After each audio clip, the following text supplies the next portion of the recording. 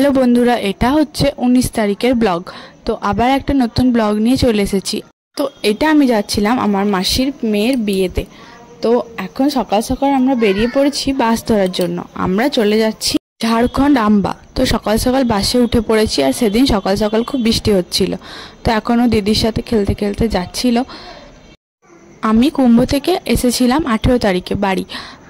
তো আমার বাপের বাড়ি সবাই যাচ্ছিল, মা, মামি, দাদা, বৌদি, মাসি।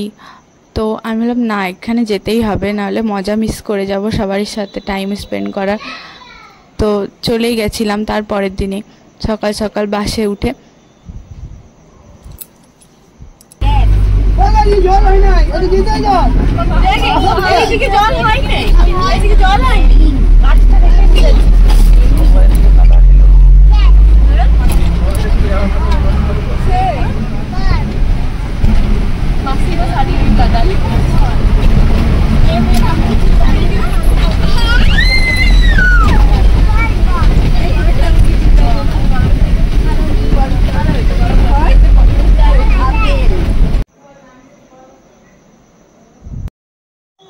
তো এখানেও মায়ের সাথে মজা করতে করতে যাচ্ছিল, অনেক বকর বকর কী সব গল্প করছে। তো আমাদের ওইখান থেকে অনেকটাই রাস্তা, তো ডাইরেক্ট বাস পেয়েছিলাম, তো কোনো অসুবিধেই হয়নি নামতে। তো একবারে ডাইরেক্ট আমরা ওদের বাড়ির সামনেই নেমেছিলাম, তো কিছুই অসুবিধা হয়নি। তো এই যে আমরা প্রায় পৌঁছে গেছি, দেখতে পাচ্ছ তমসা রানী আমাদের বিধি লুকে দাঁড়িয়ে আছে। তো তারপরে আমরা একটু রেডি হয়েই প্যান্ডেলে চলে এসেছিলাম খাওয়ার জন্য জল খাবার। তো দেখতে পাচ্ছ আমরা সবাই সুন্দর করে সেজে নিয়েছি, বিয়ে বাড়ি আর একটু সাজুগুজু না করলে হয়। তো তারপরে আমরা চলে গেছিলাম গড়সিমুলার মন্দির। সবাই বলছিল এই মা নাকি খুবই জাগ্রত। তো আমরা ভাবলাম যে এত দূর এসেছিলাম যখন, তো প্রণাম করেই যাই। ওইখানে একটা দিদি বা বৌদি কেউ ছিল, সে বলছিল যে এখানে নাকি বন্যার সময় চারিদিকটা ডুবে যায়, কিন্তু এই মায়ের মন্দির কখনো ডুবে না। তো এই কথাটা শুনে অবিশ্বাস্য লাগলেও এটাই সত্যি। তো যাই হোক, তারপর আবার চলে এসেছিলাম, এসে দেখি ডিজে আমাদের রেডি নাচার জন্য। তো তারপরে এখানে আমরা রেডি হয়ে পড়েছি, দেখতে পাচ্ছ আমার ফাইনাল লুক। তো কমেন্ট করে জানিও যে আমার লুকটা কেমন লাগছিল। আমরা রেডি হয়ে যতক্ষণে আসি ততক্ষণে দেখি প্রচুর লোক চলে এসেছে, আর এখানে একটা ভূতের মতো কি করেছিল, আর এরা বাচ্চারা খুবই ভয় করছিল সেটা।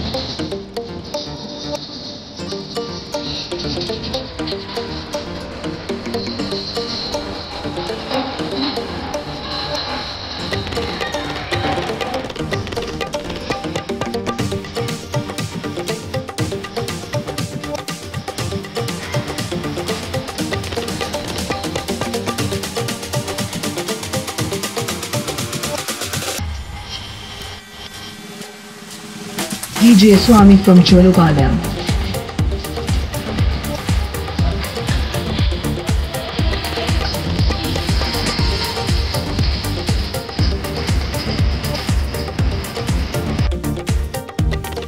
তো এখানে আমি, বুনি, সাথী আর বৌদি আমরা চারজন খুব ডান্স করেছিলাম।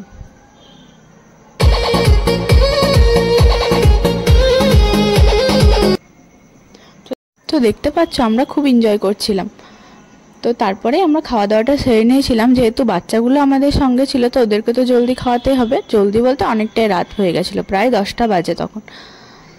তো এই যে আমরা এখানে খেতে বসে গেছি। তারপরেই চলে এসেছে বর। আমরা অপেক্ষা করছিলাম এখানে বসে বরের জন্য। তো মেয়ের বাড়ি আর ছেলের বাড়ির ডিস্টেন্সটা অনেকটাই, তাই এতটা রাত হয়েছে বর আসতে। তো এখন বরের বরণ চলছে, দেখতে পাচ্ছ।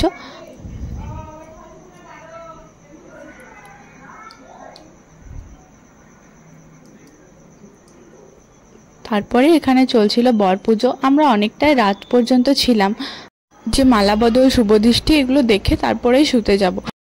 তো যাই হোক, সকাল সেদিন আর কিছু ক্লিপ নেওয়া হয়নি, যেহেতু বাচ্চাটা কাঁদছিল তো আমাকে যেতেই হলো শুতে। আমাদেরকে বাচ্চাগুলো দুজনেই জেগেছিল এত রাত পর্যন্ত। তারপর এরা এখন সকাল সকাল গল্প জুড়েছে, আর এরা দুজন মিলে এখন বদর বদর বকছে আর কী সব গল্প করছে, কত শোনাবো ওদের আর পাকা পাকা কথা। তো তারপরে আমরা ওদের বিয়ের পরে আমরা খাওয়া দাওয়া করে বেরিয়ে পড়েছিলাম বাড়ির জন্য। বিদায় হওয়ার আগেই আমরা বেরিয়ে পড়েছিলাম, যেহেতু আমাদের বাস ছিল, বাসের সময় হয়ে গেছিলো। তো তারপরে খাওয়া দাওয়ার পরে দেখছি যে যৌতুক বসে গেছে। এবার যৌতুক হওয়ার পরেই আমরা বেরিয়ে পড়েছিলাম। তো আমরা একদিন খুবই এনজয় করেছিলাম। তো আমার ব্লগটা ভালো লাগলে প্লিজ লাইক অ্যান্ড কমেন্ট, আর আমার আরও ব্লগগুলো দেখার জন্য আমার চ্যানেলটাকে সাবস্ক্রাইব করে নিও। Bye bye.